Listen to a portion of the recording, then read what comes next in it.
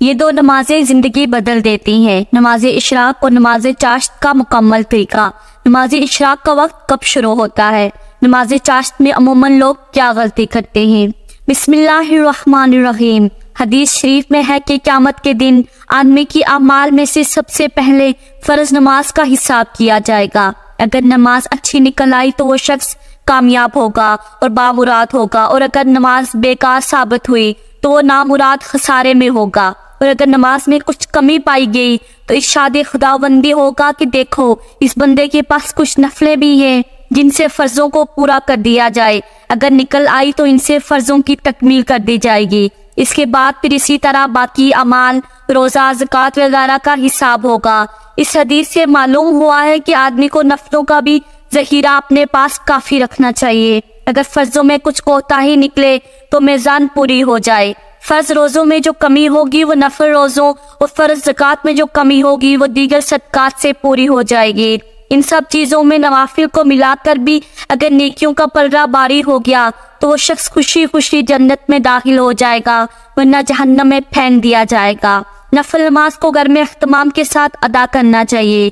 اکثر لوگ اس معمول محمدی صلی اللہ علیہ وسلم کو نظر انداز کرتے ہوئے دکھائی دیتے ہیں، حالانکہ سنن رواتب اور دیگر نوافل نمازیں گھر میں ادا کرنا قولی اور فعلی احادیث سے ثابت ہے، جن میں سے چند ایک درجہ ذیل ہیں۔ ابن عمر سے روایت ہے کہ آپ صلی اللہ علیہ وسلم نے ارشاد فرمایا، تم اپنی نمازوں کا کچھ حصہ اپنے گھروں میں ادا کیا کرو اور اپنے گھروں کو قبرستان مت بناؤ، یعنی قبرستان میں نماز ممنوع ہے، اس لیے تم اپنے گھروں کو قبرستان مت بناؤ بلکہ اس میں نفل نمازیں ادا کرو۔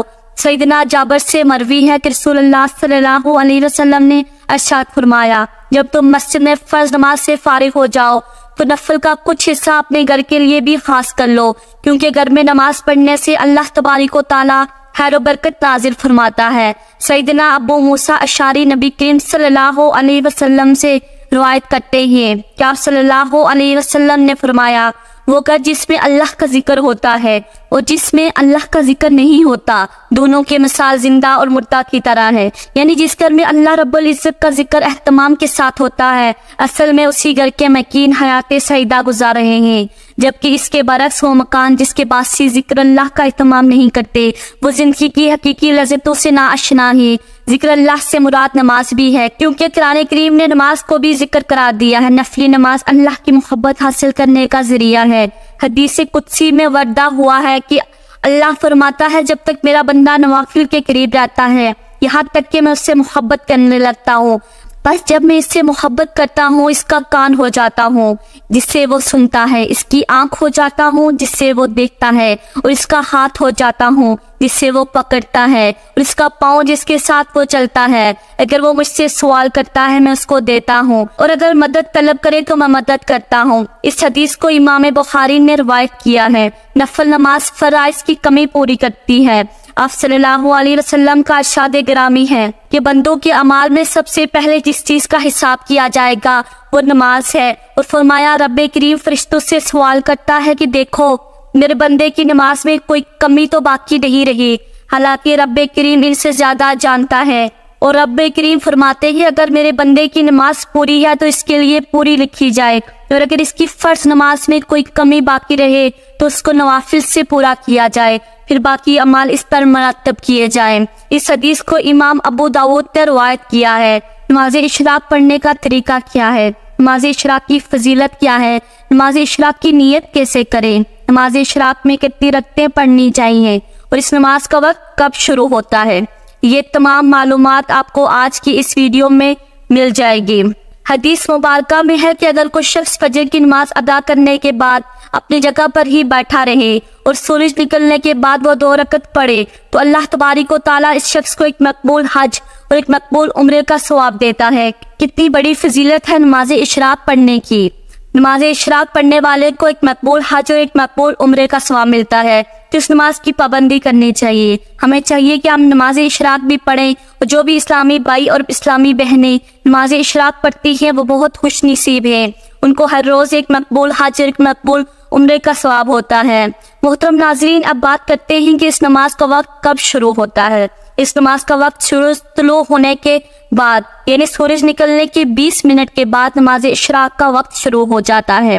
आप नमाज इशराक पढ़ सकते हैं, यानी फजर की नमाज अदा करने के बाद आप उसी जगह बैठे रहें, जिक्र अज़कार तिलावत वगैरह करते रहें। इसके बाद जब सूरज निकल जाए, सूरज निकलने के 20 मिनट बाद आप नमाज इशराक पढ़ सकते हैं, यानी सूरज निकलने के 20 मिनट बाद नमाज इशराक का वक्त शुरू हो जाता है। आप नमाज इशराक अदा कर सकते हैं। मोहतरम नाज़रीन, अब आपको बताते हैं इसके पढ़ने का क्या तरीका है। तो हम आपको बिल्कुल आसान लफ्ज़ों में बताएंगे। सबसे पहले आप नियत करेंगे। नियत असल दिल का पुख्ता इरादा है। जुबान से नियत करना ये मुस्तहब है। आपको हम आसान अल्फाज में नियत बताते हैं। नियत की मैंने 2 रकात नमाज सलातुल अशराक की वास्ते अल्लाह तबारिक व तआला के मुँह मेरा काबा शरीफ। यही नियत अगर दिल के अंदर करना चाहें तो और ज्यादा बेहतर है, लेकिन अगर जुबान से ये अल्फाज अदा करना चाहें तो ये मुस्तहब है। जुबान से नियत करना मुस्तहब है, जरूरी और लाजिम नहीं। असल नियत दिल का पुख्ता इरादा है। नियत करने के बाद अल्लाहु अकबर कहने के बाद हाथ बांधने। सबसे पहले सना पढ़ेंगे। सना पढ़ने के बाद औज़ु बिल्लाह फिर बिस्मिल्लाह पढ़ेंगे। इसके बाद फिर सूरह फातिहा पढ़ेंगे। फिर जो सूरत आपको आती है वो सूरत पढ़ेंगे। इस नमाज के लिए कोई खास नहीं कि ये सूरत खास है। इसके लिए पहले रकात में फलां सूरत पढ़ेंगे, दूसरी रकात में फलां सूरत पढ़ेंगे, ऐसा बिल्कुल नहीं। जो सूरत आपको याद है आप वही सूरत पहले रकात में पढ़ लें और दूसरी रकात में दूसरी कोई जो आपको याद है वो सूरत पढ़ लें। अगर आप एक ही सूरत दोनों रकात में पढ़ना चाहें तो भी कोई हर्ज नहीं, आप पढ़ सकते हैं। नमाज आपकी बिल्कुल दुरुस्त होगी, यानी दोनों रकातों में आपने सूरह इखलास पढ़ ली, आपको कोई और सूरत नहीं आती तो फिर भी आपकी नमाज दुरुस्त होगी। सूरह फातिहा के बाद एक सूरत मिलाएंगे। रुको और सुजूद के बाद आपकी एक रकत पूरी हो जाएगी। दूसरी रकत में खड़े होंगे, फिर सबसे पहले बिस्मिल्लाह पढ़ेंगे, फिर सूरह फातिहा पढ़ेंगे, फिर कोई और सूरत मिलाएंगे। रुको और सुजूद के बाद फिर कायदे में बैठेंगे। तशहद, दुरूद और दुआ पढ़ने के बाद सलाम फेरेंगे। तो ये नमाज इशराक पढ़ने का सही तरीका है। इसी तरीके से 2 रकतें अदा की जाएंगी। सिर्फ नियत नमाज इशराक की करेंगे। और इसके लिए एक और भी बात समझ लें कि नमाज इशराक में 2 रकतें भी पढ़ सकते हैं और 4 रकतें भी पढ़ सकते हैं। अगर 2 पढ़ना चाहें तो तब भी बेहतर है, अगर 4 पढ़ना चाहें फिर भी पढ़ सकते हैं।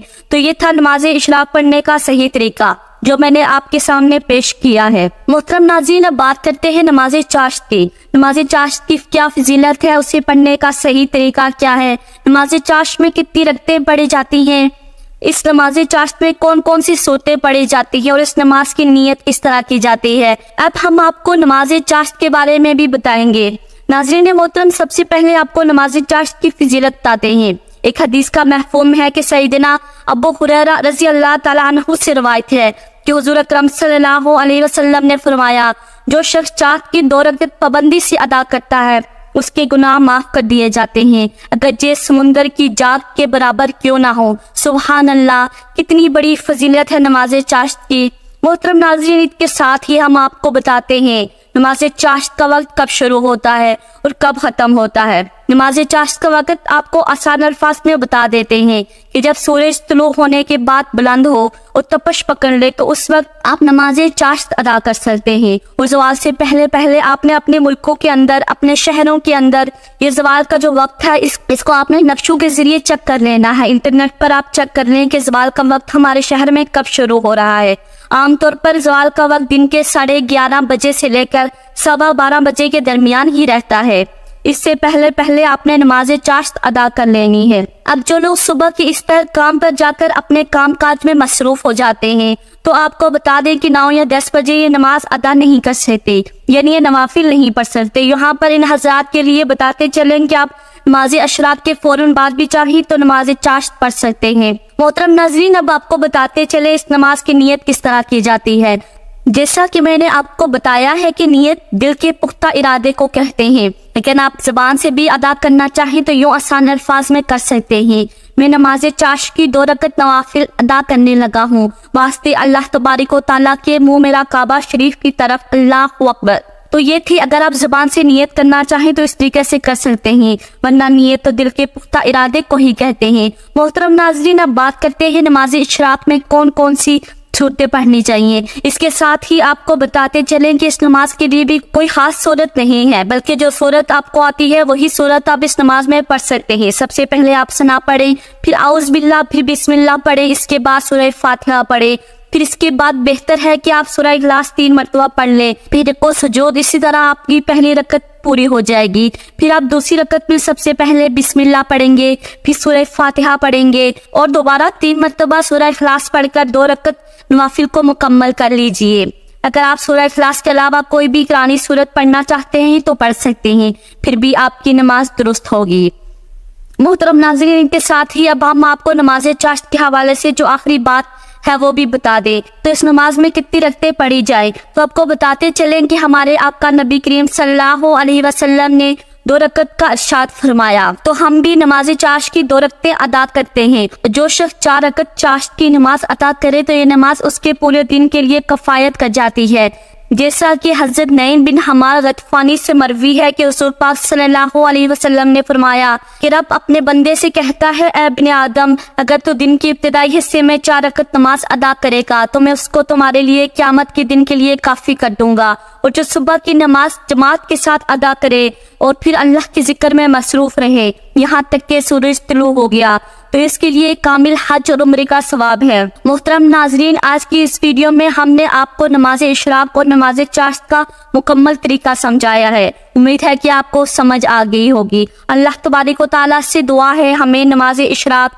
اور نماز چاشت اور اس کے ساتھ ہی فرض نمازوں کو پڑھنے کی توفیق عطا فرمائے۔ آمین یا رب العالمین۔